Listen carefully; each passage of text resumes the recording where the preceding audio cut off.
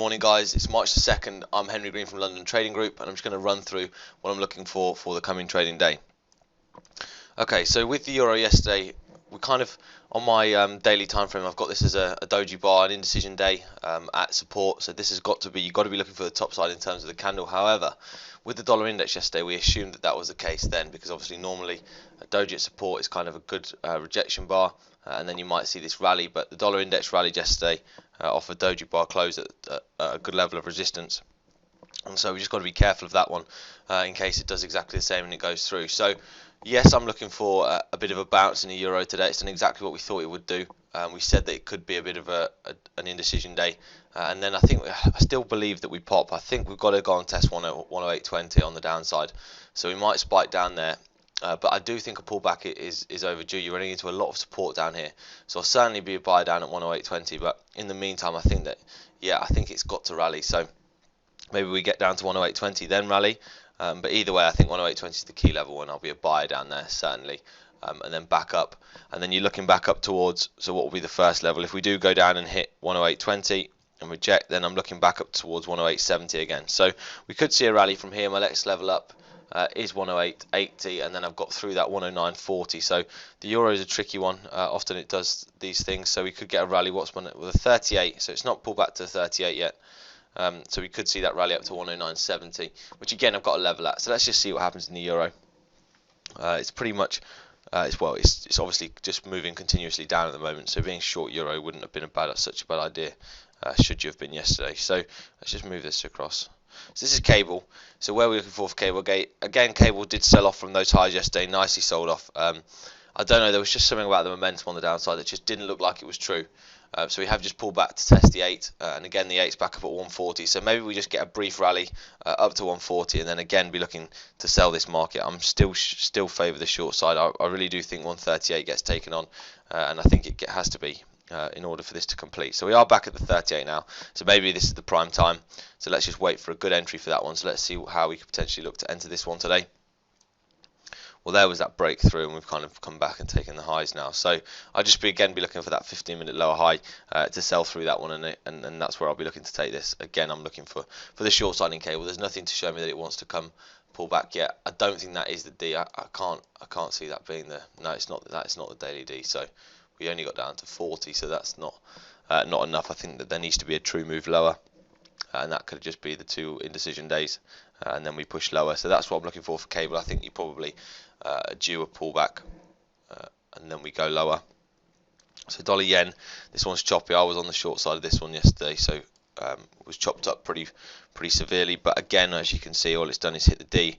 We're probably now going to run onto the 118, 127 without any sort of pullback. So what we could do here is that the official one. Oops, let's just bang that in. So if we just put the official up fib in here and get rid of these because these are out now. So get rid of these ones. Okay, cool. So if we just start from here, and put this up fib in. Oh, why isn't it working? Okay, fine. So we'll have to put it in manually. But here we are with this fib. So we've got an A, B, C, D, and then we've hit here. So we took it out. So this is the official fib now. So we did hit the D. We are at the D now. The pullback hasn't been to the 38 yet, so I do expect maybe a run on 114.40, looking as a potential good sell zone in this one. I think if you get up there, I think that's probably quite a good area to be looking to sell this. Again, I just feel like this is due a rollover, and I think that the move is going to be extended, and I think we could fall. Should we get up towards 114.40? Again, I'm certainly again on the bearish side of this one.